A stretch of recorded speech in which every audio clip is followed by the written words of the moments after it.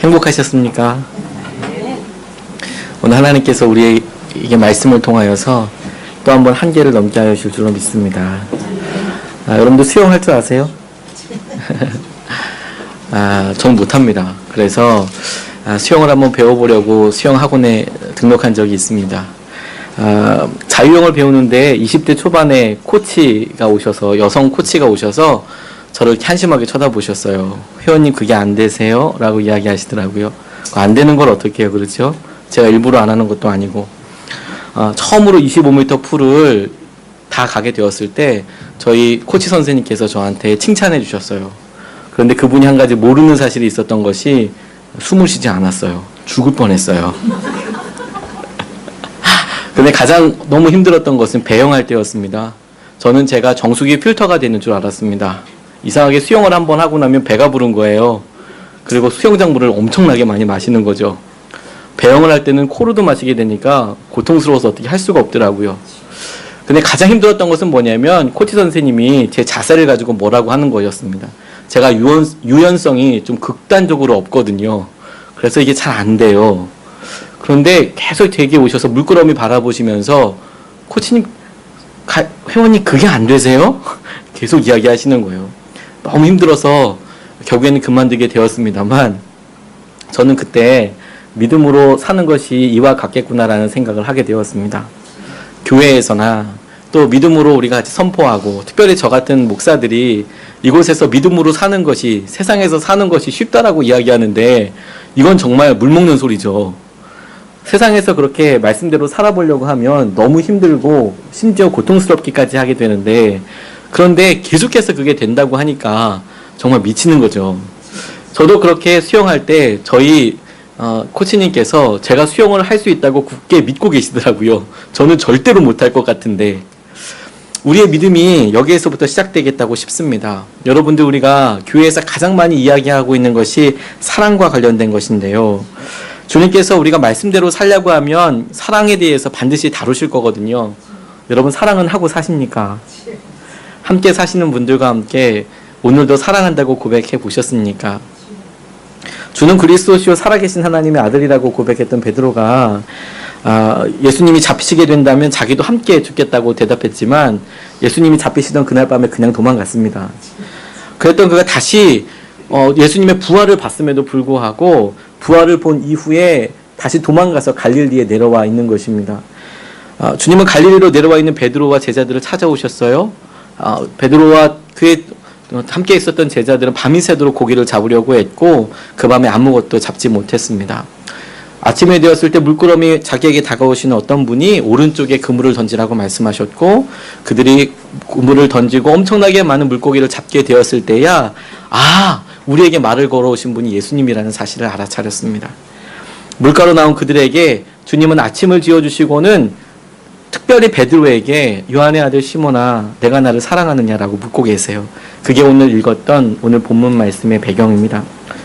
베드로가 예수님이 잡히시던 날 밤에 3번이나 예수님을 모른다고 부인했지요. 그만한 것도 엄청나게 배신이지만 저는 베드로의 삶을 보면서 그가 부활을 봤음에도 불구하고 갈릴리로 내려와 있는 지금 이거, 예수님께서 부탁하시고 여기 있어라 라고 얘기하실 때에 도망갔던 이것이야말로 베드로에게 느낄 수 있었던 진짜 배신이 아닐까라는 생각을 하게 되었습니다. 관계의 단절감에 대해서 더 이상 이 관계를 유지할 수가 없겠다, 더 이상 사랑은 고사하고 사랑은 할 수 없고 유지할 수도 없겠다고 생각하는 이 한계를 넘을 수 있을까요, 여러분? 내가 이 사람을 정말 사랑할 수 있을까요? 이미 관계가 소원해진 사람 다시 뜨겁게 사랑할 수 있을까요? 도저히 용서할 수 없던 같은 사람 다시 사랑할 수 있을까요? 오늘 본문을 통해서 질문해 보게 되었습니다. 우리가 정말 사랑하게 될 수 있을까요? 여러분, 우리를 힘들게 하는 그 사람을 계속해서 참는 게 언제까지 가능할 거라고 생각하십니까? 우리를 너무 힘들게 하는 그 사람을 언제까지 우리가 참을 수 있을까요? 참을 수 있다면, 아니 참아야 한다면 어떻게 할 수 있을까요? 이 질문을 하는데 우리의 삶을 가만히 보면 아들이 변하지도 않고 아내가 변하지도 않고 남편이 변하지도 않고 직장 상사나 손님들은 끄떡하지도 않고 사장은 더 강팍해지는 것 같고 심지어 부모님도 변하지 않는 것 같아서 언제까지 이렇게 계속 반복적인 좌절감과 실패감을 경험해야 하는가 이렇게 경험하게 되죠. 근데 오늘 15절 말씀에 이렇게 나와 있습니다. 그들이 조밥 먹은 후에 예수께서 시몬 베드로에게 이르셨다라고 말씀하셨습니다. 주님께서 베드로를 시몬 베드로라고 부르고 계세요. 그리고 또 계속해서 네가 나를 사랑하느냐? 라고 묻고 계십니다. 물으실 때에도 베드로라고 이야기하지 않으시고 요한의 아들 시몬이라고 말씀하고 계세요. 15절 계속해서 읽어보면 이렇습니다. 요한의 아들 시몬아 내가 이 사람들보다 나를 더 사랑하느냐 하시니 이르되 주님 그러하나이다. 내가 주님을 사랑하는 줄 주님께서 아시나이다 라고 하고 있습니다. 시몬이라는 이름의 뜻은 하나님이 들으셨다라는 뜻입니다. 하나님이 들으셨다. 예수님을 만나기 전에 불리던 이름이었습니다. 그러나 시몬이 예수님을 만나서 예수님 당신은 그리스도시고 살아계신 하나님의 아들입니다라고 고백하였을 때 그의 영의 눈이 열리고 예수 그리스도께서 누구신지 알아보게 되었을 때 예수님은 시몬에게 완전히 다른 이름을 주셨습니다. 베드로라는 이름이었습니다. 반석이라는 뜻이었고 그 위에 교회를 세우겠다라고 말씀하셨습니다. 하지만 여전히 시몬처럼 살아갈 뿐 정작 어려울 때는 베드로의 모습을 보여주지 않는 겁니다. 정작 믿음으로 서서 너는 베드로야 라고 이야기할 때에 그래 베드로 같은 믿음을 보여주어야 할 때는 여지없이 시몬으로 나가 떨어지는 겁니다. 여전히 예수 그리스도를 만나기 전에 그 부끄럽고 불쌍하기 짝이 없었던 그런 모습으로 돌아가게 되는 거죠. 문제는 우리 주위에 그런 시몬과도 같은 사람을 엄청나게 많이 본다는 겁니다. 바뀌었겠지 싶었는데 절대 안 바뀐다는 거죠. 저렇게 기도하는 거 보니까 이제 좀 바뀌나 보다 라고 했더니 더해진다는 느낌이 드는 거죠. 언제 좀 바뀌게 될까? 우리 스스로 굉장히 많은 질문을 하게 되고 그것 때문에 너무너무 힘들게 됩니다. 성령의 9가지 열매를 보게 됐어요. 말씀을 묵상하는 중에 갈라디아서 5장 22절 23절 말씀을 보니까 이렇게 나와 있습니다. 오직 성령의 열매는 사랑과 희락과 자비와 화평과 오래 참음과 양성과 충성과 온유와 절제에 대해서 9가지 열매로 이야기를 하고 있는데 그 중에서 성령의 열매를 이야기하면서 사랑과 희락과 화평과 라고 이야기할 때 네 번째 오래 참음이 들어있는 것을 보게 되었습니다. 오래 참음이요. 원래 이 오래 참음이라는 단어는 히라버 원어로 마크로스미아라는 단어를 사용하는데 그것은 오래 아파함이란 뜻입니다. long suffering이란 뜻이 있어요. 오래 아파함. 그런데 저는 이 말씀을 고쳐 읽고 굉장히 깜짝 놀랐던 것이 저는 인내라 하면 오래 참음이라고 하면 제가 무언가 고통 앞에서 상처 앞에서 참아야 하는 거 내가 참으면서 뭔가 이루어지는 거라고 생각했는데 히라버 원어를 보니까 그게 아니라 오래 아파하는 거 오랫동안 고통과 함께 있는 거 그것이 성령의 열매라고 말씀하고 있는 겁니다. 여러분 이게 이해가 가십니까? 사람 때문에 나는 아픈데 나는 그것 때문에 속절없이 무너지는데 날마다 어렵고 힘든데 하나님은 말씀을 통하여서 뭐라고 말씀하시냐면 그게 성령의 열매를 맺고 있는 과정이라고 이야기하고 있는 거예요. 우리의 속은 이렇게 무너지는데요. 이렇게 한심한 것 같은데 주님께서는 그렇게 말씀하시는 거죠. 전도사 시절에 사역하던 교회를 사임하고 주님께서 또 다른 사역지를 위해서 준비하게 하셨던 때가 있었습니다. 그때 나름 부흥을 경험했다고 자부했는데 주님께서 잠깐 사역을 쉬는 동안에 회개 기도를 엄청나게 시키셨어요. 제가 자랑처럼 생각하고 있었던 숫자의 부흥이나 행사나 이런 것들은 하나님 앞에서 아무런 의미가 없는 것처럼 여겨졌습니다. 그리고 한참이 지난 다음에 주님께서 제가 했던 행동들 중에서 의미 있다고 생각하시는 것을 제가 알게 됐어요. 그것이 무엇이었냐면 제가 사역할 때 저를 정말 어렵게 하던 신학생들이 있었거든요. 지금 목사님들이 되셨지만 말을 정말 안 듣는 거예요. 좀 나서는 데는 나오지만 뭔가 헌신해줘야 되는 데는 정말 나오지 않는 거죠. 처음엔 좋은 말 하다 나중에 따로 불러서도 이야기하고 뭐 밥도 먹여보고 별의별 일을 다 하는데 진짜 너무 말을 안 듣고 뒤에 가서 엄청나게 이야기를 하는 겁니다. 우리 전도사님이 어떻고 저떻고 이런 얘기를 하는 거죠. 하다 안 돼서 금요일마다 성령 집회 때마다 엉엉 울었어요. 뭐 은혜가 돼서 한 게 아니라 억울해서요. 와 저거 어떡하지? 어떻게 저걸 할 수 있지? 엉엉 울었는데 하나님께서는 그 시간이 지난 다음에 제게 뭐라 말씀하셨냐면 네가 그 교회에서 사역할 때 가장 의미 있는 사역이 속절없이 울었던 그 시간이라고 말씀하여 주셨어요. 내가 그때 함께 있었다라고 말씀하셨죠. 오래 참는 거 오래 아파하는 거, 어쩔 수 없이 겪어야 하는 그냥 수동적인 고통이 아니라 주님께서는 뭐라고 말씀하시냐면 그런 고통을 통하여서 최후의 열매를 기대하며 지켜가는 승리가 될 거라고 말씀하시는 거예요. 이것이 너에게 열매가 될 것이다 라고요. 사람 때문에도 너무 힘들지만 환경 때문에도 힘듭니다. 도저히 사랑할 수 없는 상황들 앞에 있게 될 때 정말 절망하게 되죠. 질병과도 같은 것은 사랑을 무너뜨리게도 합니다. 지난 2월 13일에 전라도 남원으로, 남도인지 북도인지 헷갈리네요. 남원으로 가게 되었습니다. 오랫동안 치유를 위해서 기도해오던 한 집사님께서 이제 병원에서 더 이상 아무것도 해줄 수 없다라는 선고를 받게 되셨어요. 그래서 고향의 남원으로 내려가서 마지막을 준비하고 계셨습니다. 저는 그분의 임종 예배를 드리러 가고 있었고요. 치유 집회 때 안수 집회도 받으셨습니다. 안수 기도도 받으시고 피부암이었기 때문에 하나님께서 여러 번 항암 치료뿐만 아니라 행하실 것들 놓고 간절히 기도하면서 기도했습니다. 목사님들뿐만 아니라 속회에서도 간절히 기도했습니다. 눈물로 기도했습니다.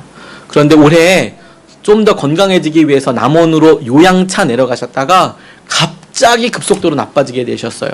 나빠지고 나서 서울에 올라와 보니까 서울에서는 더 이상 어떻게 해줄 수 없다라는 최종 판결을 받았고, 그러면 이제 마지막을 남원에서 보내기로 된 거죠. 부모님이 계시는 곳, 형제들이 계시는 곳에서 마지막 눈을 감으면 되겠다. 그 이야기를 듣고 기도하며 내려가는데 계속 버스에서 내려가면서 제 안으로 기도가 되었습니다. 어떻게 무슨 말을 하면 좋을까요? 이제 그렇게 함께 기도했던 동력자가 이제 눈을 감게 되는데 가서 뭐라고 기도하면 될까요? 안타까웠더라고요. 그렇게 기도하는데 주님께서 제 마음속에 주셨던 것은 질문 한 가지였습니다. 네가 사랑의 최후 승리를 믿느냐? 라고 말씀하시는 것 같았어요. 깜짝 놀랐습니다. 사랑의 최후 승리요? 아니 주님, 그러면 제가 가서 안수 기도하면 이분이 낫는 겁니까? 이분이 최종적으로 낫게 되는 겁니까? 근데 이렇게 물었을 때 주님께서는 아무 대답이 없으셨어요. 그런데 두 분을 만나 뵙고 나서야 주님께서 무슨 의도로 무슨 말씀으로 그런 얘기를 하시는지 알게 되었습니다. 이 두 분이 사랑하셨어요. 남편이 암이라는 사실을 알고 결혼하셨습니다. 대단한 용기였죠. 그리고 몇 년 동안 이 아내가 진심으로 간병을 했어요. 그리고 남편도 진심으로 낳고 싶었습니다. 사랑하는 아내와 더 오래 살고 있었기 때문에. 30대 나이 청천벽력과도 같은 소식을 접하고도 포기하지 않고 열심히 살아왔던 흔적들이 있는 거예요. 마지막을 준비하면서도 사랑하는 아내가 옆에서 끝까지 간병하고 계속 사랑한다고 이야기하고 있으니까 이분이 삶을 포기하지 않는 겁니다. 그것이 아주 흉하게가 아니라 내가 사랑하는 아내에게 끝까지 마지막 남은 1분 1시간이라도 온전히 내가 지키고자 거룩하고자 하는 그런 마음이 그 임종의 자리에서 느껴지게 됐어요. 결혼을 통해서 이 남편분이 주님을 더 찾게 되었답니다. 이제 죽음이 앞에 있어도 주님을 향한 사랑 때문에, 그리고 나와 함께하고 있는 사람들 때문에 죽음이 두려움도 아니고 아픔도 아니라는 것을 그날 그 병상에 가서 알았습니다. 사랑이 승리하겠다는 것은 우리의 형편과 처지가 변하는 것만이 아니고 그게 어떤 형편이어도 주님 때문에 넉넉히 이기게 될 것이다. 그것이 어떤 삶이어도 주님이 함께 하시기 때문에 더 이상 슬픔도 아니고 고통도 아니고 넉넉히 이기게 될 것이다 라고 말씀해 주신다는 것을 알게 되었어요. 그리고 이틀 후에 그분은 조용히 하나님 나라로 가게 되었습니다. 사랑하니까 죽음이 두려움이 아닌 것을 보았습니다. 고통이 아닌 것을 보았습니다. 사랑하다가 죽음 앞에 서게 된다고 하더라도 그게 더 이상 우리의 한계가 아니구나, 그게 마지막이 아니구나 라는 것을 보게 됐어요. 지난 몇 년 동안 이분들을 위해서 기도하면서 주님이 사랑이라는 그 성령의 열매가 어떻게 오래 참음이라는 열매와 함께 맺게 하는지 우리 모두에게 보여주셨거든요. 사랑이라는 열매가 고통 앞에서 속절없이 무너지지만 연약하지만, 그러나 그게 오래 참음으로 어떻게 우리 가운데 거룩함이 되고 능력이 되고 기쁨이 되는지 그 두 분을 통해서 우리에게 보여주셨거든요. 사랑 때문에 아프고 환경 때문에 아프더라도 그게 주님 때문이라면 성령의 열매를 맺고 있는 것이고 주님의 놀라운 열매를 경험하게 되는 계기가 될 것입니다. 그냥 참기만 하면 저절로 되는 것이 아니라 어려움 가운데에서도 주님을 바라보게 될 때 포도나무 줄기 대신 그분께 가지된 우리가 접붙여져서 열매를 맺게 되는 것이죠. 그런데 여러분, 여기에 감사한 것 한 가지가 있습니다. 주님은 이런 한계와 우리를 정말 어렵게 하는 사람을 오늘 본문에 물으셨던 것처럼 요한의 아들 시몬아 내가 나를 사랑하느냐라고 묻고 계시잖아요. 근데 제게 이 말씀이 이렇게 다가왔어요. 만약에 주님께서 우리에게 이 자리에 서서 어느 집사야 네가 그 사람을 사랑하느냐라고 물으신다면, 네가 아내를 사랑하느냐 남편을 사랑하느냐 너를 힘들게 했던 너에게 피해를 줬던 그 사람을 사랑하느냐라고 물으신다면 우리 중에 거의 대부분은 아마 고개를 숙여야 할지는 모르겠습니다. 근데 주님이 뭐라고 말씀하시냐면 주님은 당신을 사랑하느냐고 묻고 계세요.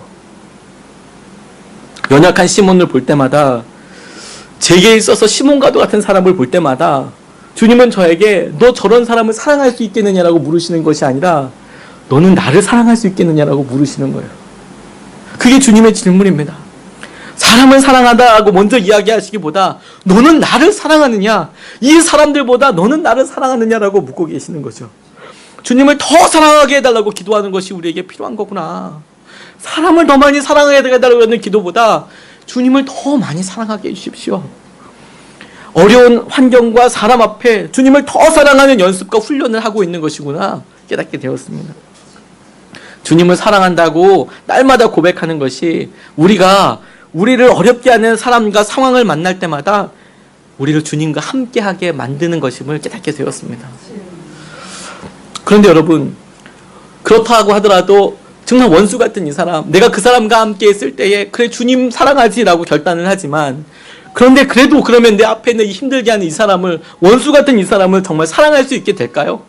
여러분 어떻게 생각하십니까? 이 사람을 정말 사랑할 수 있게는 되는 걸까요? 주님만 사랑한다고 우리가 고백했지만 정말 그 사람을 사랑할 수 있게 될까요? 주님이 시몬 베드로 같은 우리를 찾아오셔서 자신을 사랑하시냐고 물으시고는 다시 기회를 주셨던 것을 우리는 경험했지 않습니까? 우리 자신은 다른 사람들에게 찾아가서 관계를 회복하는 것에 대해서 그런데 너무 엄청난 부담감이 있는 거예요. 우리는 그렇게 용서받았지만 우리가 누군가를 용서하거나 용납하는 것은 정말 쉽지 않더라고요. 우리도 주님처럼 찾아가서 도저히 용서할 수 없는, 함께할 수도 없을 것 같은 사람을 사랑할 수 있을까요? 저는 주님이 시몬에게 물으셨던 질문에서 이것에 대한 주님의 마음을 찾아볼 수 있었습니다. 17절 말씀에 보니까 세 번째 이르되 요한의 아들 시몬아 내가 나를 사랑하느냐 하시니 주께서 세 번째 내가 나를 사랑하느냐 하심으로 베드로가 근심하여 이르되 주님 모든 것을 아시오매 내가 주님을 사랑하는 줄을 주님께서 아시나이다. 예수께서 이르시되 내 양을 먹이라 라고 말씀하셨습니다. 저는 이 중에서도 내 양을 그리고 먹이라 라는 말에 집중하게 되었어요. 요한복음에만 등장하는 비유 한 가지가 있습니다. 그것은 주님께서 당신을 목자로 비유하셔서 말씀하시는 것이 요한복음에만 나옵니다. 요한복음 10장 11절로 15절까지 말씀해 보면 이렇게 나와 있습니다. 나는 선한 목자라. 선한 목자가 양들을 위하여 목숨을 버리거니와 사꾼은 목자가 아니요 양도 제 양이 아니라 이리가 오는 것을 보면 양을 버리고 달아나나니 이리가 양을 물어가고 또 해치느니라. 달아나는 것은 그가 사꾼인 까닭에 양을 돌보지 아니함이나 나는 선한 목자라. 나는 내 양을 알고 양도 나를 아는 것이 아버지께서 나를 아시고 내가 아버지를 아는 것 같이 나는 양을 위하여 목숨을 버리노라 라고 말씀하셨습니다. 주님께서 베드로에게 내 양을 치라라고 말씀하실 때에 저는 요한복음에 예수님께서 당신을 목자라고 말씀하시고 당신께서 사랑하시는 양에게 당신께서 어떤 대가 지불을 하셨는지가 생각나게 되었습니다. 내가 목숨 바꿔서 지켰던 그 양을 지금 베드로에게 맡기겠다라고 말씀하고 계시는 거예요. 내 양을요. 지금 배신하고 지금 하나님을 떠나서 주님을 떠나서 있는 이 시몬에게 이제 목숨 바쳐서 구속하였던 그 양을 맡기겠노라고 말씀하시는 거죠. 저의 첫 번째 차는 기아에서 나온 세피아라는 차였습니다. 기억하시는 분들도 계실 거예요. 저와 저희 집사람은 그 차를 애칭으로 세돌이라고 불렀습니다. 구입할 당시 한 13만 킬로미터 정도 달렸는데 일본에서는 20만 킬로미터 뛰는 차도 많이 있지만 그 차는 굉장히 좀 낡았어요. 13만 킬로미터를 탔지만 엄청나게 날아서 원래는 자주색 색깔이었지만 흰색 낙하로 대충 칠해서 흰색 차가 되어버린 차였습니다. 이 차를 자그마치 30만 원, 일본 돈으로는 3만엔으로 구입을 했어요. 출발할 때 연기가 대단히 많이 났습니다. 그래서 멀리서 보던 저희 어머니께서 차에 불났다라고 전화를 주실 정도로 엄청난 차를 구입하게 되었습니다. 차가 오래되니까 가만히 있어도 헤드라이트가 떨어지는 거예요. 그래서 여러분 녹테이프 아시죠? 한국에 계신 분들 녹테이프 사랑하시잖아요. 녹테이프로 헤드라이트를 대충 묶었어요. 문이 안 잠겼습니다. 하지만 상관없었어요. 갖고 가도 상관없었거든요. 그 차를. 안에 중요한 것도 두지 않았어요. 이 차가 운에 가면 가장 즐거운 것은 뭐였냐면 이 차가 딱 뜨면 벤츠도 피해갔습니다. 옆에 가면 안 되겠구나 하는 생각을 하게 됐어요. 엄청난 아우라가 있는 차였습니다. 집사람과 이 차를 사면서 둘이 다짐한 게 있어요. 뭐냐면 이 차를 30만 원 주고 샀으니까 3만행 주고 샀으니까 이 차에다가 30만 원 이상 들이면 난 정말 바보다라는 생각을 하게 됐어요. 이거 30만 원 주고 샀는데 이거 뭐 바꿔서 50만 원, 70만 원 들이면 차라리 이거 폐차하고 50만 원짜리, 70만 원짜리 또 다른 중고차를 사면 되는 거지. 이 차에다가 돈 들이면 진짜 바보다라는 생각을 하게 됐어요. 여러분도 그렇게 생각하시죠? 여러분들도 그런 차 사서 거기다가 200만 원, 300만 원 들이시겠습니까? 대개의 경우 그러면 말도 안 되는 거라고 생각하실 거예요. 근데 사람에게도 그렇지 않습니까? 우리가 그 사람에게 맡길 수 있는 것, 투자할 수 있는 것을 보면 그것에 대해서 여러분들이 얼만큼의 무게로 살아가는지 보실 수 있으실 겁니다. 여러분, 저에게 여러분들의 집 문서 맡길 수 있으세요? 저에게 여러분들의 지갑과 통장을 맡기실 수 있습니까? 제가 1부 때도 이야기를 해봤더니 갑자기 조용히 계시더라고요. 드디어 나올 것이 나온 건가 이런 얘기를 하신 생각이 잘 모르겠어요. 여러분, 집 열쇠나 비밀번호 알려주실 수 있으시겠습니까? 쉽지 않습니다. 처음 보는 사람들에게는. 하다못해 길 가는 사람들에게 여러분들의 개인적인 인포메이션을, 정보를 알려주실 수 있으시겠습니까? 그럴 순 없죠. 그렇죠? 아내에게 알려줄 수 있죠. 자녀에게도 믿을만하면 알려줄 수 있죠. 그러나 잘 알려주기 쉽지 않습니다. 그런데 마태복음 25장에 보면 달란트 비유가 나오죠. 주인이 종들을 불러서 먼 곳으로 떠나기 전에 그 재능대로 금 5달란트, 2달란트, 1달란트를 각각 나누어 주고 다시 돌아와서 왜 장사하지 않았느냐라고 1달란트 받은 사람을 엄청나게 탓하는 그런 대목이 마태복음 25장에 나옵니다. 이 말씀을 보다가 하나님께서 우리를 어떻게 믿고 계시는지를 보게 되었어요. 당시에 1달란트는 무게의 단위였습니다. 예를 들어서 돼지고기 한 근 하면 600g이라는 걸 알게 되죠. 한국 사람들은 3근 그러면 1.8kg라는 거 그냥 알게 되지 않습니까? 마찬가지로 금 1달란트 그러면 은 1달란트 그러면 은 3,000세겔이구나. 은 1달란트와 3,000개의 세겔 자그마한 것들로 바꿀 수 있구나 생각하게 됐어요.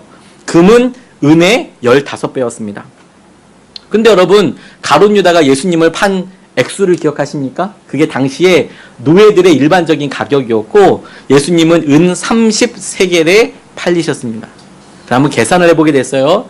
은으로 1달란트는 건강했던 남자 종 100명을 살 수 있는 금액입니다. 그러면 금 1달란트는 1,500명의 남자 종을 살 수 있는 거예요. 그런데 그걸요, 그 1,500명을 살 수 있는 그 엄청난 액수를 지금 30세겔밖에 안 하는 종에게 맡기고 간다는 거예요. 그러면 그 돈으로 도망을 가면 자기도 속전할 뿐만 아니라 군대를 살 수 있는 엄청난 액수였다는 거죠. 그게 1달란트였습니다. 우리가 이 돈이면 할 수 있는 것처럼 엄청난 것에 믿고 맡기는 것에 그것에 따라서 얼마나 나를 믿고 있는지 사랑하는지를 볼 수 있게 되는 거죠. 우리에게 그런 귀중한 것을 맡기시는 것보다 주님께서 우리를 믿고 계신다는 증거, 다시 말해서 목숨으로 바꾸셨던 양을 내가 너한테 맡기는 거야 라고 이야기하는 것보다 내가 널 믿고 있어, 내가 너를 정말 신뢰하고 있어를 이야기하는 다른 증거가 없겠다고 생각이 듭니다. 주님이 저에게 맡기신 것이 주님께서 정말 소중하게 생각하셨던 생명이시구나. 저에게 소중했던 것이 아니고 주님께 소중한 것을 내게 맡겨주셨구나. 우리를 어렵게 하는 그 사람이 주님께는 목숨을 바꾸어 지킬 만한 소중한 존재니까 내게 지금 맡겨주신 거구나. 나는 지금 이 사람 때문에 너무 어려운데, 그런데 나는 이 사람이 힘들다고 어렵다고 생각하지만 주님은 그 사람을 위해서 십자가를 지셨고 그 사람을 내게 맡겨주신 거구나 생각하게 됐어요. 강화도에서 사역하셨던 한 전도사님이 이런 이야기를 나누셨습니다. 중고등부 사역을 하는데 그 중에 한 아이가 중학교 1학년 때 178cm였다고 그래요. 괘씸하죠. 키가 이렇게 뭐 크고 등치가 이랬나 봐요. 중학교 2학년 때 183이었다고 합니다. 그런데 이 아버지가 알코올 중독이었어요. 그래서 술만 먹으면 어머니랑 자신을 엄청나게 때리는 거예요. 엄청나게 때리는 거예요. 그런데 또 동생은 또 때리지 않아요. 그러니까 아버지가 없으면 자기는 동생을 때리는 거예요. 그러던 중에 아이가 중학교 1학년 때 예수님을 만났습니다. 내가 그렇게 살면 안 되겠다고 생각을 했어요. 그렇게 예수님을 믿고 교회 생활을 열심히 하던 중학교 2학년 되던 어느 날 12시가 넘어서 이 아이가 찾아왔어요. 찾아와서는 아무 말도 못하고 몸을 부르부르 떠는 겁니다. 울기만 하는 거예요. 묻는데도 대답을 하지 못해요. 그리고 한참 있다가 대답하기를 뭐냐면 그날 저녁에 있었던 이야기를 하는 겁니다. 아버지가 술을 이빠이 먹고 들어오셔서 어머니를 때리기 시작하는 거예요. 그런데 그날은 뭔가 큰 일이 일어날 것 같은 거예요. 아이가 보기에 너무 심각한 거예요. 그래서 이 아이가 덩치가 있잖아요. 아버지는 좀 왜소했거든요. 그러니까 등 뒤로 가서 1시간 동안 이렇게 깍지를 끼고 안고 있었던 거예요. 아버지니까 어떻게 할 수는 없고 꽉 안고 있었던 거예요. 그러니까 이 아버지가 움직일 수가 없잖아요. 막 움직이면서 별의별 욕을 다 한 겁니다. 얼마나 독한 말을 했을까요? 술 먹고. 이거 안 놔? 너 죽인다 살린다 이런 얘기를 막 했겠죠. 1시간 동안 이 아이가 이거 놓으면 정말 자기도 죽고 엄마도 죽겠다고 싶어서 결사적으로 안고 있었어요. 1시간 정도 지나니까 아버지도 탈진하고 아이도 탈진하고 아버지는 술 기운이 들어서 잠이 드셨어요. 그러고 나니까 이 아이가 어리잖아요. 아직 중학교 2학년이면 자기가 지금 무슨 짓을 했는지를 지금 보게 된 거예요. 아버지를 붙잡고 있었어요. 아버지는 자기를 어떻게 할지 몰라요. 그러니까 너무 무서워서 밤 12시가 넘었는데 도망 나온 거예요. 나와 보니까 갈 데가 없어서 교회에 온 거예요. 어머니도 아들이 갑자기 뛰어나가니까 너무너무 걱정되잖아요. 그래서 교회 권사님께 전화를 드렸어요. 교회. 그렇게 일이 진행된 걸 보고 전도사님이 다시 물었대요. 시간이 지난 다음에 어떻게 해야 되잖아요. 야, 이제 어떻게 할까? 너 이제 어떻게 할 거지? 그러자 이 녀석이 대답하더래요. 아버지 용서해요. 아직 예수님이 만나주지 않으셨으니까요. 우리를 정말 힘들게 하는 그 사람이 주님께서 만나주셔야 하는 사람이구나. 주님께서 만나실 때까지 우리에게 믿고 맡겨주신 거구나. 상하지 않고 넘어지지 않고 무너지지 않도록 주님께서 그때까지 우리에게 믿고 맡겨주신 거구나. 우리가 영원토록 참아야 될 것이 아니라 주님께서 그 사람을 만나주실 때까지 우리가 참아야 하는 거구나. 믿고 맡겨주신 거구나. 이런 사람을 나한테 맡겨주신 것만큼 나를 믿고 사랑하신다라는 또 다른 증거가 없는 거구나 깨닫게 됐어요. 하지만 여러분, 실제 삶으로 돌아가자고요. 내 옆에 나를 힘들게 하는 사람이 주님의 양이라는 걸 알겠어요. 그런데 마음은 너무 어려운 거예요. 여전히 수용하듯이요. 알겠어요. 고귀한 존귀한 존재라는 걸 알겠어요. 근데 너무 힘든 거예요. 함께 있으면 어떻게 해야 될지 모르겠는 거예요. 또 날마다 되는 게 아니에요. 어떻게 교회에서 은혜 좀 받고 막 성령 충만하면 괜찮은데 내가 몸이 힘들고 마음이 힘들면 여지없이 무너져 버리는 거죠. 어떻게 안 되는 거예요? 어떻게 안 되는 거예요? 근데 여러분 참 감사한 게 있습니다. 주님이 우리에게 양을 사랑하라라고 말씀하셨다면 정말 마음이 어려웠을 것 같아요. 우리에게 맡겨준 이 사람은 사랑하라고 얘기하셨으면 진짜 어려웠을 텐데 주님께서 그 양을 우리에게 맡기시면서 뭐라고 말씀하셨냐면 내 양을 먹이라고 말씀하셨어요. 당장 마음으로부터 사랑의 마음이 충만하지 않더라도 먹이는 건 가능하잖아요. 일단 먹일 수는 있잖아요. 저희 교회에서 식당 봉사가 얼마나 중요한지 모르겠어요. 말이 많고 힘들고 시험이 있다고 하지만 아무리 그래도 일단 먹일 수는 있잖아요. 그 자리에서 독을 안 댈 수는 있잖아요. 먹일 수는 있잖아요. 내 양을 먹이라고 말씀하시죠. 모세가 출애굽한 백성들과 함께 홍해가 갈라지고 반석에서 물이 나오고 이런 엄청난 기적들을 경험하면서도 백성들은 계속 원망했습니다. 계속 불평했어요. 하나님께서 불평과 원망으로 인하여서 이스라엘 백성들을 심판하기도 하셨어요. 근데 여러분 굉장히 중요한 사실이 있습니다. 한 가지만 질문해 볼게요. 금송아지 사건이 있었던 그 다음날 만나가 내렸게요? 안 내렸게요? 여러분 그걸 믿으실 수 있으십니까?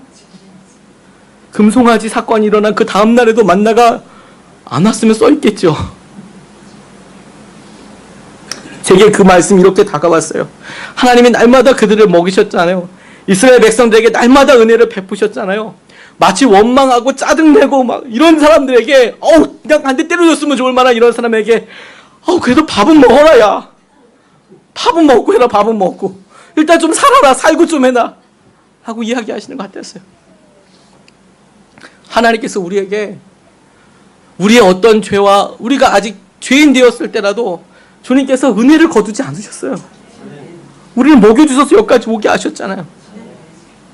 주님께서 우리에게 양들을 맡기시면서 먹이라고 말씀하시는데 너무너무 감사했어요.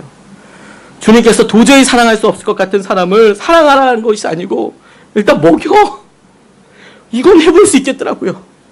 일단 우리를 힘들게 하는 사람들의 필요를 채우고 다른 사람들만큼이나 그냥 공평하게 대해주고 날마다 어제 일은 없었다는 듯이 새롭게 대하는 거, 이게 먹이는 거구나.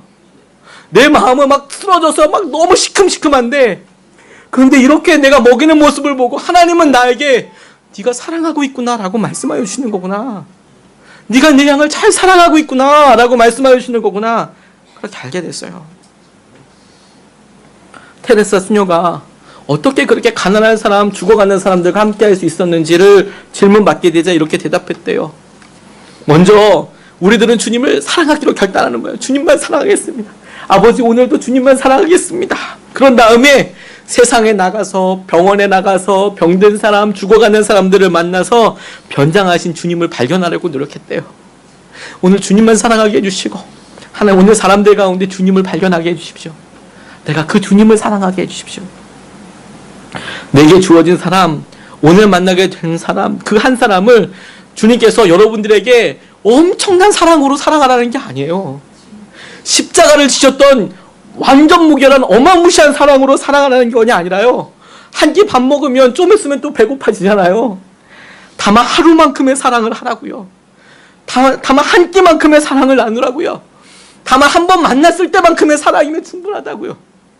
한꺼번에 완전한 사랑을 하는 것이 아니고 그렇게 사랑하다 보면 그게 사랑의 한계를 넘는 방법이라는 거예요. 먹이다 보면. 제가 이 설교를 이렇게 나누는데 이 설교를 듣고 한 어머니가 찾아오셨어요. 자신의 아들이 우리가 소위 말하는 히키코모리였어요.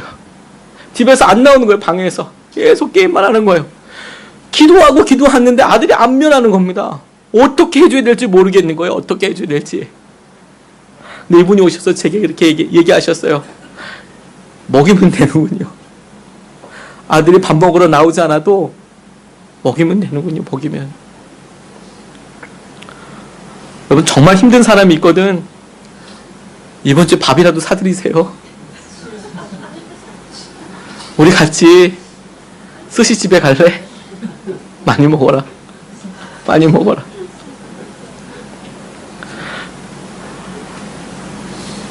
지난 2010년에 명성교회에 있었던 새벽기도 국제 컨퍼런스라는 곳에 가서 예전에 우리 가정을 어렵게 한 분을 만나게 됐어요. 저희 아버님 목사님인데 저희 아버님에게 정말 어려운 모욕을 줬던 분이셨거든요. 근데 문제는 제가 그 장면을 봤어요.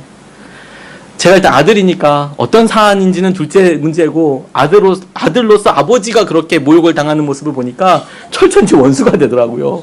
정말 만나면 어떻게 해코지할 것 같더라고요. 근데 주님께서 은혜를 주시면 첫 번째 회개하게 하시는 것이 뭐였냐면 그분 이름이 생각나게 하시는 거예요. 용서해라. 죽을 것 같은 거예요. 용서하면. 그런데 그렇게 은혜를 주시면 마침내 고백을 받아내세요. 하나님 용서할게요.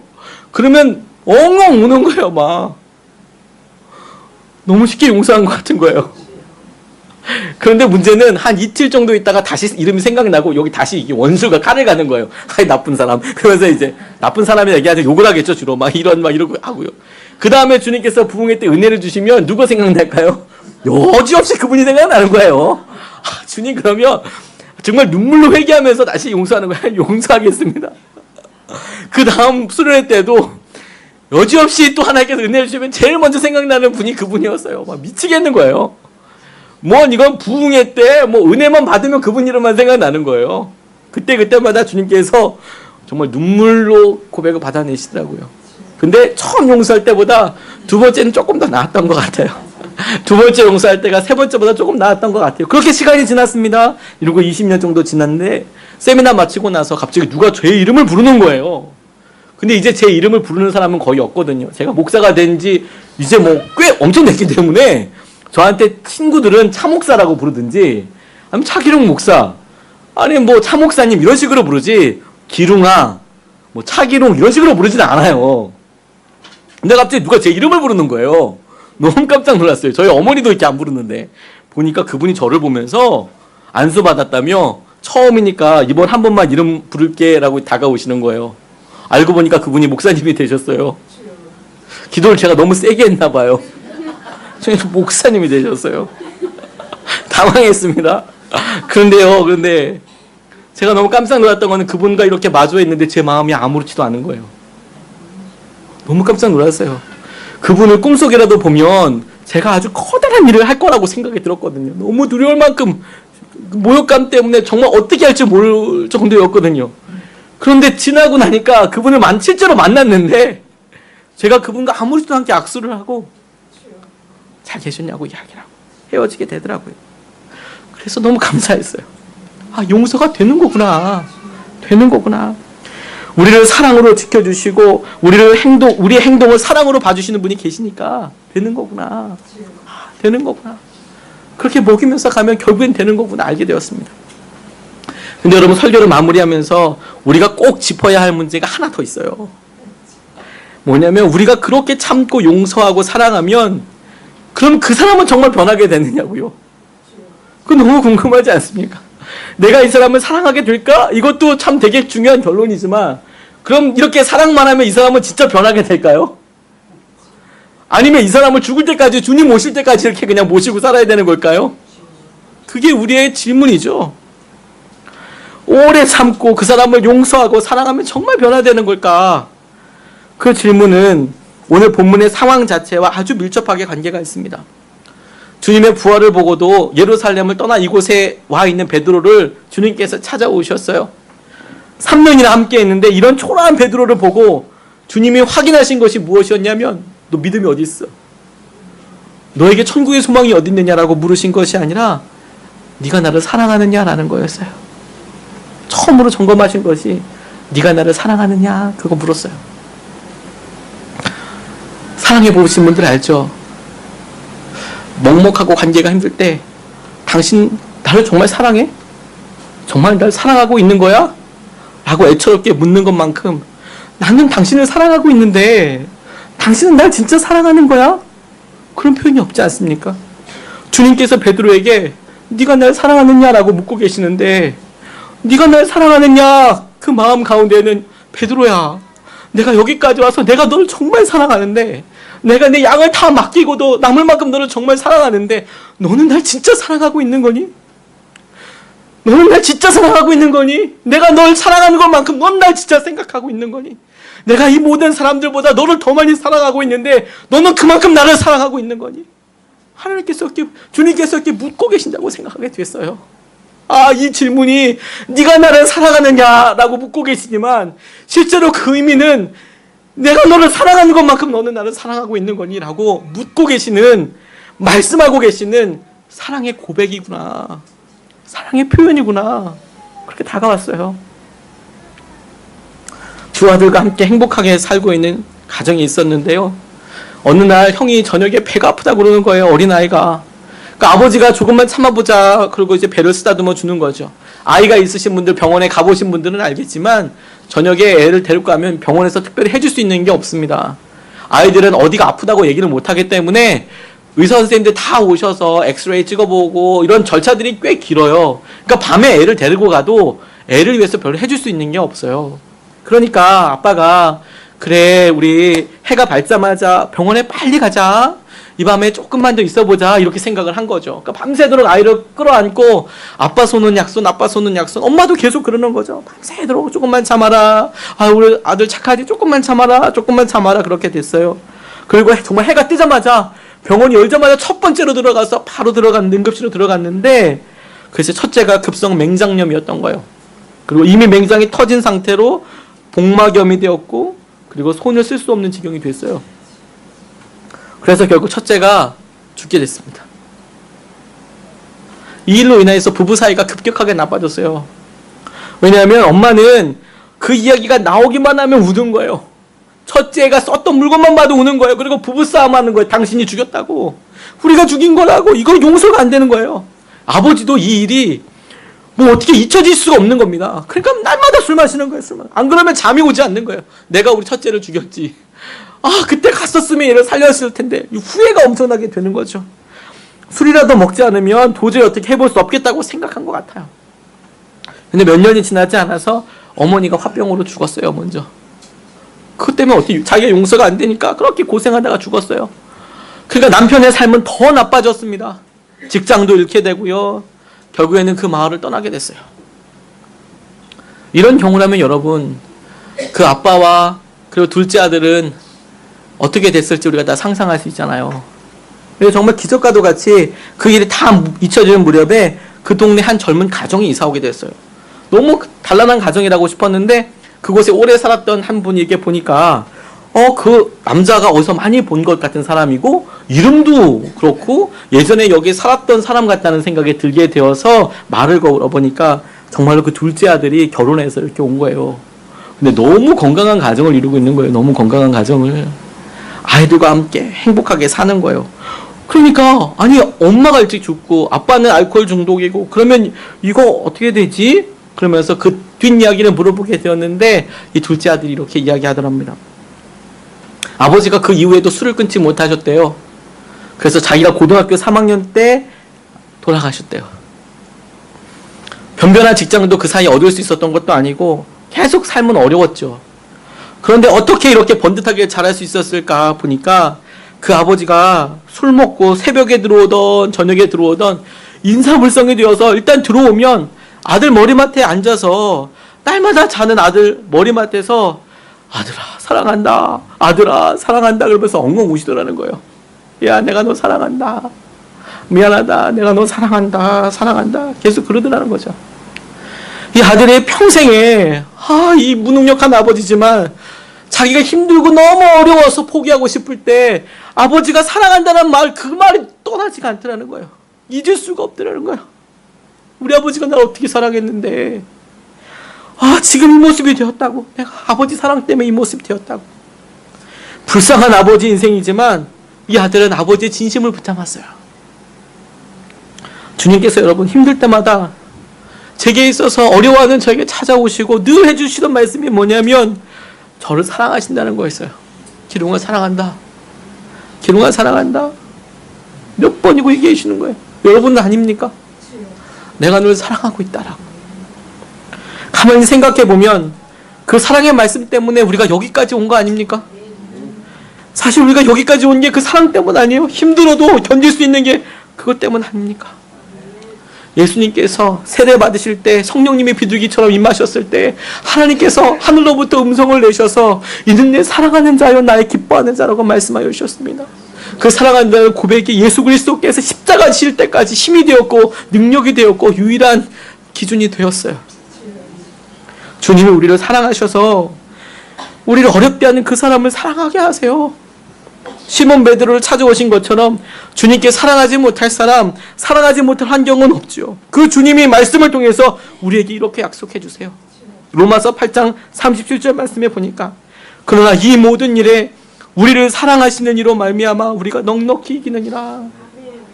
우리가 사랑이 있어서 사랑의 힘으로 이 모든 것을 이긴다고 말씀하시는 것이 아니라 하나님 이렇게 언약하고 말도 막 하고 말도 안 되는 내 인생을 하나님 우리를 사랑하셔서 우리를 사랑하시는 당신으로 말미암아 이 모든 일에 우리가 넉넉히 이기겠다고 말씀해 주셨어요. 하나님 감사합니다. 하나님 나를 사랑해 주셔서 내가 이 일에 놀랍게 승리하게 될 줄로 믿습니다. 주님은 시몬이 흔들리고 배신하는 삶을 살았어도 반석 같은 주님의 사람 베드로가 될 것을 믿고 사랑하셨어요. 전 정말 믿습니다. 우리의 연약함에 이 말도 안 되는 고백을 주님께서는 이미 그걸 그대로 믿으시고 당신의 양들을 맡겨주셨잖아요. 그런데 여러분 베드로가 그의 마지막 순교의 현장에서 십자가에 거꾸로 못 박혀 죽었습니다. 결코 주님을 배신할 수가 없었어요. 태어날 때는 시몬이었고 주님과 함께할 때도 시몬이었고 배신자였어요. 여전히 시몬이었어요. 근데 그가 마지막 죽을 때는 베드로로 죽었어요. 사랑하면 반드시 변화됩니다. 그 사람을 사랑하는 사람이 내가 아니라 주님이시기 때문입니다. 베드로를 찾아오시고 쓰셨던 주님이 오늘 여러분들에게도 동일하게 묻고 계십니다. 네가 날 사랑하느냐? 네가 날 사랑하느냐? 우리가 드리는 그 고백 하나가 우리의 삶에 도저히 사랑할 수 없을 것 같은 한계를 넘게 하시고 하나님 한 번도 해보지 못했던 고백을 하게 하시고 우리와 함께 하시는 그 사람을 나를 사랑하시는 그분으로 인하여 변화해 가게 하실 줄로 믿습니다. 우리 같이 말씀 붙잡고 기도하겠습니다. 하나님, 이 시간에 사랑하게 하시고 주님을 더 사랑하게 하여 주십시오. 주님의 사랑으로 주님 우리 주위에 도저히 사랑할 수 없을 것 같은 사람들을 보고 믿고 사랑해주고 먹이고 하나님 섬기는 삶을 살게 하여 주시옵소서. 우리 말씀 붙잡고 같이 기도하시겠습니다. 아버지 하나님 감사합니다.